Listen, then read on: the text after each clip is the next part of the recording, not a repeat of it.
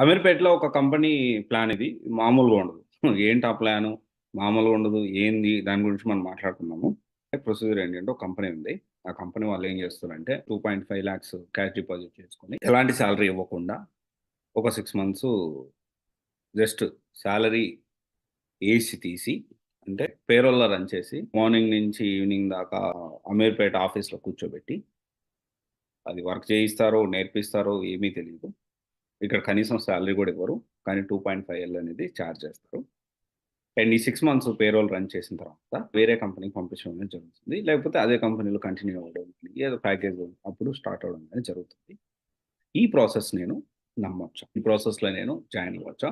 I don't want to mention the company name. ఎందుకు company name అనేది నేను mention చేయట్లేదు అంటే, there are n number of companies not only Ameerpet. ఏంటి అంటే ఇక్కడ మనం అర్థం చేసుకోవాలి. వేరే ప్రాసెస్‌లు ఈ ప్రాసెస్ కరెక్టా కాదా అంటే ఫస్ట్ ఆఫ్ ఆల్ ఈ ప్రాసెస్ కరెక్టా కాదా అనేది కూడా మనం డిస్కస్ చేసుకోవాలి.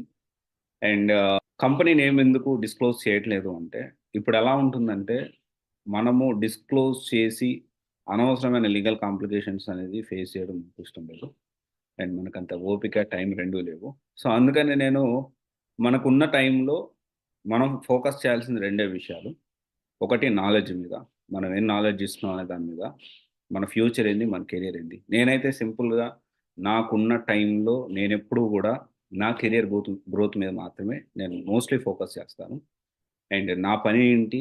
దాని మీద ఫోకస్ చేసుకుంటూ ముందుకెళ్తాను.